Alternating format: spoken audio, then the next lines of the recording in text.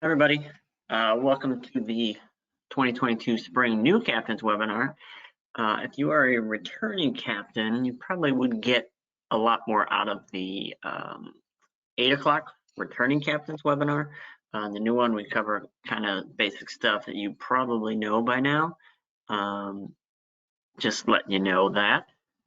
We'll get started. I'll try to make it as quick as possible. And then if you have any questions, throw them in the questions box, and I will answer them at the end. So things that we're going to cover: how to schedule matches, which hopefully have already pretty much completed. You should have completed by now. What you have to do before a match, during, and then after as well. So, once the schedule is released, you inform your opponents. Hopefully everybody's done that. You're going to email them all.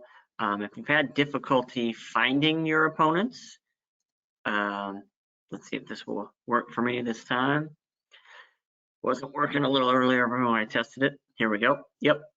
So your team will come up and you will go right here. You will see a tab that says Captain's Report.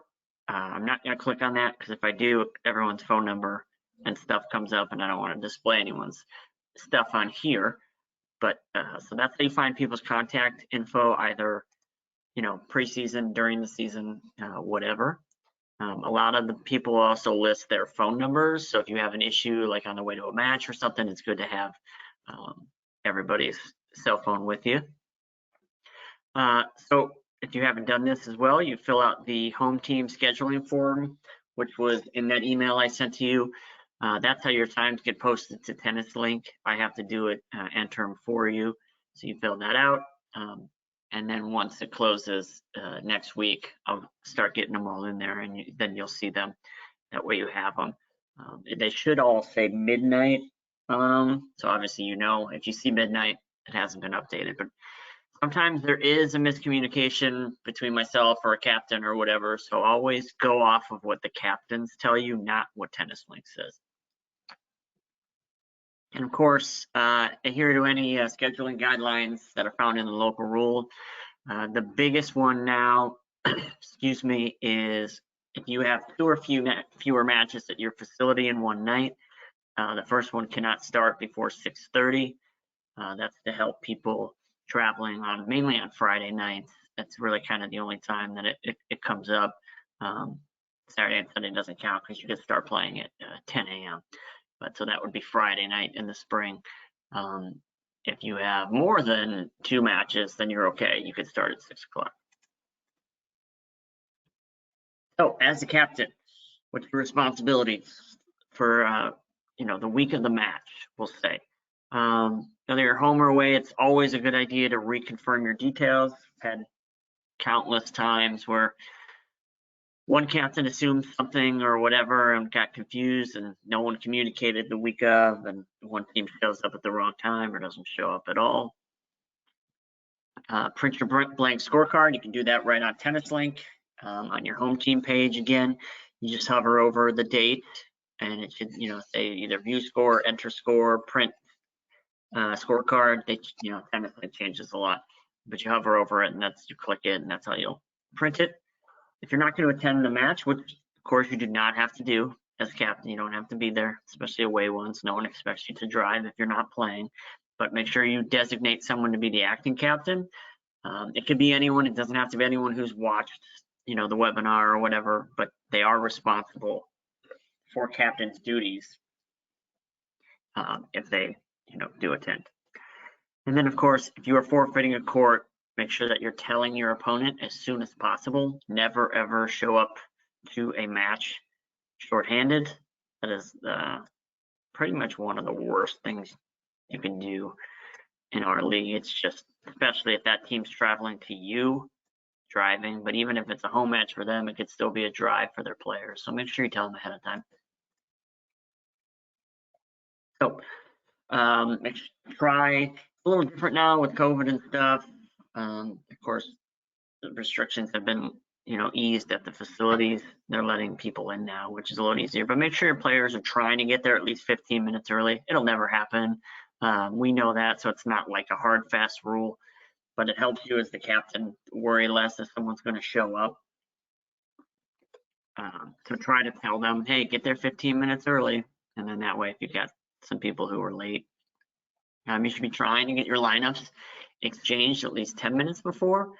Again, not a hard, fast rule, but smart, just, so you guys are ready to go when it's time to play. Get your players on the court on time. That's kind of your responsibility as the captain, to get people moving, keep the matches going and stuff. New this year, if you're a player, you haven't captained, I don't know, but players used to be 10-minute warm-up. It is a 5-minute warm-up now. National goes with that. Midwest does that for all their events. Other districts have gone to it. I found that it helps keep things on time. We understand, I already had people say it's not enough time to warm up, but remember, a warm up is not to get your game ready, it's to get your body ready. It's just to loosen up your body. If your serves are still bad or your volleys are still bad, that's not really the purpose of the warm up before the match. So just make sure your players know that it's gone to 5 minutes. Of course, display good sportsmanship at all time. And as the captain, you are responsible for handling all issues and disputes during a match. So make sure you either have like the friended court stuff bookmarked on your phone, or the local rules on your phone. Just kind of have that stuff, because we don't expect you to know every rule offhand, but you certainly can look it up. After the match, what do you have to do? Biggest thing, just enter the match scores. Anyone can do this. It does not have to be a captain. Any player who was there can do it. Obviously, the acting captain or captain usually has the score sheet, so that's usually who does it. If you have an iPhone, you can put them in right on the app right after the match. That's what I like to do. But you do have 48 hours. After 48 hours, we come knocking on your door to get them entered. After multiple times of not entering them, then there's penalties that are assessed. But you should also be, if the other captain says, hey, I'll enter the scores, you should be going on to Tennis Link to confirm the scores as well. That way you can see if there's an error. So if you do see an error when the captain's entered the score, maybe a player's wrong or just a simple scoring error, you're going to hit the dispute button on Tennis Link. There'll be a confirm or dispute on the scores. Hit the dispute, I'll get a note, but then you should also be emailing the opposing captain and myself, email with the match number and what the error is. And then 9 times out of 10, the other captain will say, oh, yep, sorry, that was my mistake, I agree. If there's a dispute, if one captain says the other, one says one thing, the other says something else, then I'll ask to see the copies of the signed score sheets. So you should be signing the score sheets as well, just after the match. And then if no score sheet was signed or there's no photo, then we have to just go with whatever was put. So make sure you keep your scorecards and get them signed. If you believe that something happened during a match that feels like it either violated a rule or it was some sort of unsportsmanlike issue, you need to contact me immediately, and we can discuss if a grievance should be filed. And so a grievance, that's the process. You'll fill out a form, the other party's notified, and then it goes to a committee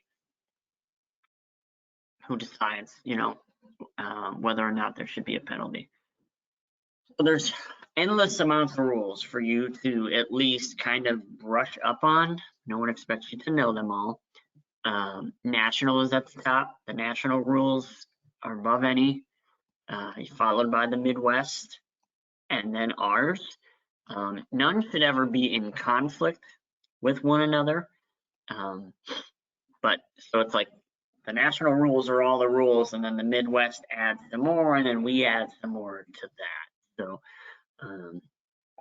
the local rules are really what's going to be most important to you, at least up until the playoffs, and even then through the qualifier rounds. That should cover most of what you need to know. The other nice things to know, like I mentioned earlier, is the friend at court. Just kind of goes through the steps of a match and what can come up and what arises and what to do. The district frequently asked questions document may answer some of the everyday questions that you get from your players or that you're thinking. National Midwest also have FAQ documents, just to be aware. And that's pretty much all I have for you guys. Is there any questions before we get off?